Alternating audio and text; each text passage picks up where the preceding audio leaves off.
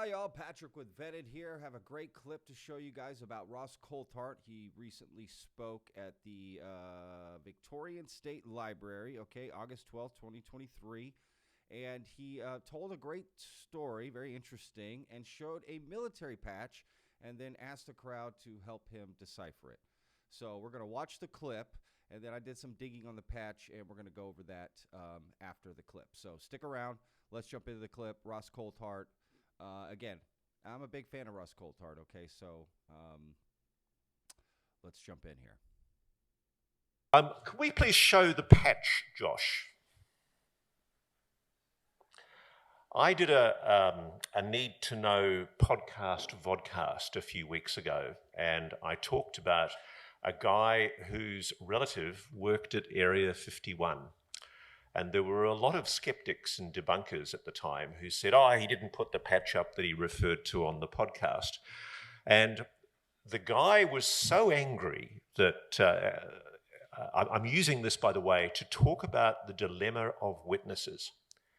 Because the guy who has allowed me to talk about this was so angry that there was the usual spite, malice and bitchiness from so much of UFO Twitter that he said, fuck him, I'm going to allow you to run it. You can... UFO Twitter, he's not wrong. You can run it.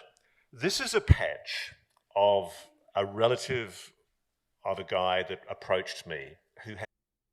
Okay, to be fair, if you're going to tell a story like that, and you're going to talk about this patch, it would be nice to show it. Now, granted, asking you nicely would have been the better way to do it, of course, which I think is what he's getting at. So, yes, we all could, learn to take a deep breath about UFOs and,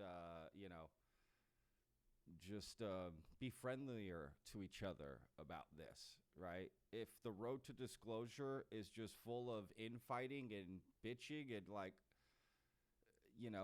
we're only going to get the worst people along that road with us, right? So we do need to be more understanding of things, right? It does keep people from coming out, but at the same time, there's nothing wrong with asking for evidence or proof or anything. Just nicely, both ways. That's all it is. We just have to be decent to each other. All right, let's jump back in. Sorry.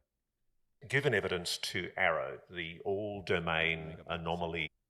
Talk about the dilemma of witnesses.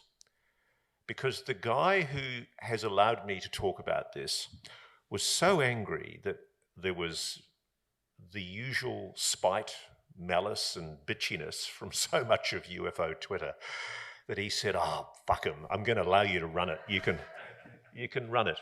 This is a patch of a relative of a guy that approached me who has given evidence to Arrow, the all-domain anomaly resolution office.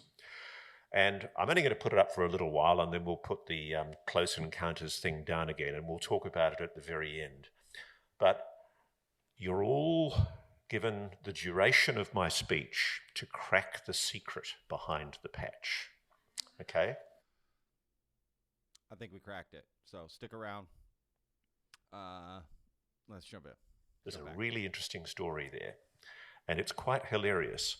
But what it goes to is what this person, and very, very convincingly now, on the basis of information he's provided me privately, convinces me that this is a patch for a team at Area 51 that are involved in reverse engineering.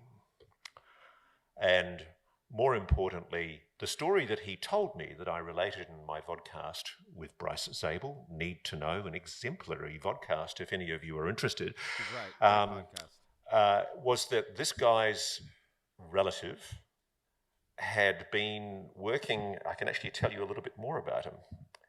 He had been working as a data configuration specialist at Area 51.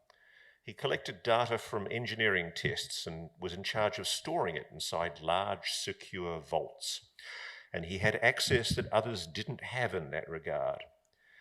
And he told me that he was part of a group of 10 individuals who worked on terrestrial-based technology. But there were specific groups, he alleges, within EG&G, they are the former administrators of Area 51, EG&G, remember that. that did certain things.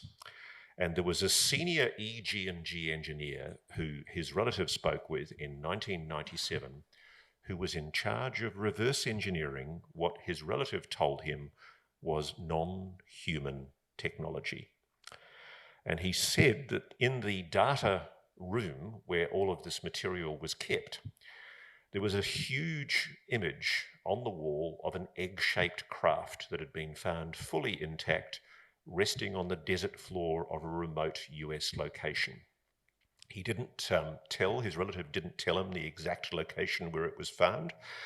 In fact, his relative was very non-compliant. What happened, to be honest, was this was a young man who took an interest in the fact that his relative worked at Area 51 and one day wandered into the study and snapped a picture of this patch. And the reason why I'm sure that he's telling me the truth is because he also snapped a picture of a group of people. And without going into the details about that picture, it has more than convinced me as to his bona fides. But essentially, at the heart of all of this there is a story behind this patch, and we will come to that later. You can take it away now, Josh. Okay, so there's a story about this patch. Let's see if we can decipher this patch a little bit, right? It's quite interesting to say that, but you're like, whoa, what's up with this patch? Not this patch, help me decipher it. Okay, this is exciting. It says measure, analyze, protect at the bottom. We've got a series of numbers here. That's the first thing that stuck out to me, and I quickly Googled that, and it turns out that is, it stands for 201. It's binary numbers, and Star Trek the show, the original series, named the first episode of their second season those numbers, 11001001. So Star Trek used that as the name of the episode because it was season 2, episode 1, 201. So take that as you will. That doesn't mean anything. I don't know if it's common knowledge, but it's definitely people in the military, science, even NASA, they will include things like this on little things they're doing. So that doesn't mean like, oh, it's fake because of the Star Trek thing. Not at all. If anything, it leads a little credibility that it's a real patch in the sense that that is something they would do. They're nerds. They like Star Trek. They like to put these little things in. There's lots of examples of that if you Google that. Just Google like NASA engineers, government employees, scientists, like using, pop culture references in the things that they create. Inventions, little, what do they call them? Eggshells, not eggshells. Anyway, forget what those are called. So anyway, all right. So looked into this patch and went on Reddit, of course. They were already looking into it and found this. Turns out this patch was put up on eBay. And it says Area 51 Groom Lake EG&G employees only CIA special programs ultra rare patch. All right, so that's interesting. And as I read through this further, I found that the patch was also here on this random ass website. Look at this, sovietawards.com. Not secure. Yeah, I don't feel secure being on here. It says not secure on my thing. This is such a random site. Look at this thing. But there's the patch, man. So pay attention to this sort of white, right? It's like on white. It's in a little plastic thing. Look at the reflections here, okay? But this is the patch. You get a nice, clear image of it, right? There's the numbers, little lightning bolt down the middle. These things, not sure what they are. And this, the moon, maybe, or something. Measure, analyze, protect. So 201, right? Why would you have 201 and this over it? Not sure. Anyway. So this says, do you want to own the ultimate Area 51 item? Then look no further. The patch was given to members of a small EG&G engineering group inside Area 51 in the year 2000. I was part of that group. 100% original and authentic. I have never seen this patch offered anywhere else before. Excellent condition. Been stored inside a plastic sleeve. Make your best offer. Keep in mind that I will not let this go for nothing. This isn't some reproduction. It was specifically designed and handed out to engineers inside Area 51. Obviously, I'm not really asking $900,000. I just wanted it to be seen more. Don't hesitate if you have questions. UPS shipping, fully insured and signature required. Is included with your purchase. Shipping within U.S. only. No returns. Buy with complete confidence. Okay. Yeah, because it's listed for $900,000. This is interesting. So this person is making the claims. They were part of this small engineering group. Okay. So now, this picture right here, this is from the conference itself, right? And you can notice there's, later on, there's a video of Ross at that same event sitting in this chair. Okay, so this is the thing. I verified it. Okay, so this is a screen behind him. And someone snapped, this photo. And, I mean, this is odd. I got to admit, this is super odd.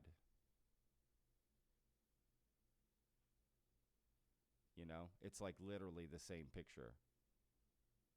Let's go back up here. Look at that.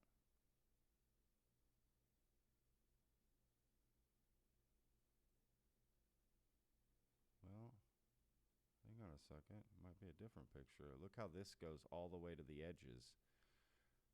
This does not. But I found another picture where this is. You see this? Same site, different picture. Same thing. Not a look at this. This is a different thing. Engineering group patch, 10 grand. This patch was specifically designed, produced, and handed out to members of a small EG&G reverse engineering group inside Area 51 in the year 2000. Belonged to a family member and given to me.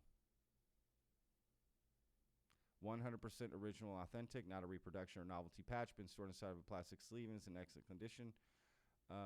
It's the only one I have. I don't have multiples. Basically the same thing. I've never seen this offered anywhere else before, so that's interesting. But this is a different picture. And this is the one used at the conference right here. So the same story checks from this post of this thing, right? It was a family member given to me. But this one is interesting. It's a different version, and this says I was a part of that group. So are there two patches floating around? And this was a group, right? This is another person. But why would they have it on the same? I mean, they used all the other same wording, right? All the other supporting, like, you know what I'm saying? This isn't some reproduction. It was specifically designed and handed out, I'm just saying. Just specifically designed, he had it produced and handed out. I'm just saying, it's just like, it changed the story. I don't know. All that's funky, right? All of that's just very funky for this story, for this patch. Doesn't make this guy seem credible, or is he? Tell me in the comments. What do you think? Is it like this person tried to sell it, and then, you know what, I'm going to send it to Ross. They changed their story. They lied a little bit. First they said they were in the group, or maybe that person did it, and then the other person took over the account and used the same wording. Again, I don't know. Just seems fishy. Nothing's adding up here. Does this mean this is a real military patch? I mean, nothing about this patch says reverse engineering UFOs, right? There is something about this circle and that circle being on opposite ends, right? This sort of, over here we have binary, and over here we have non-binary, right? So I don't know. I mean, that's what it is, right? Binary code and non-binary. What does that mean? The stars, right? This just could be anything, okay? It's a pretty, I just don't know, right? I don't know if we'll ever know. So we need more information on this, what it was. Is the story real? Because, again, none of this post says reverse engineering UFOs or anything like that. You figured you would put that if you were selling it. Oh, it does say Reverse Engineering Group. So I guess they're making you believe it's UFO, but there's no mention of UFOs, aliens. And see, this one right here just says engineering. UFO military. Oh. Okay, that's interesting. I didn't notice that before. That does have UFO there in the top. See, this is just all weird, man. I'm just telling you. Of course, this website's weird, but it is posted on here. So with Russian Soviet war, why that? Like, it's just something not adding up here. So yeah, guys, tell me in the comments what you think. Find more about this patch. Let me know. Please post it. Let's get to the bottom. I don't know. All right, guys. Thanks for watching.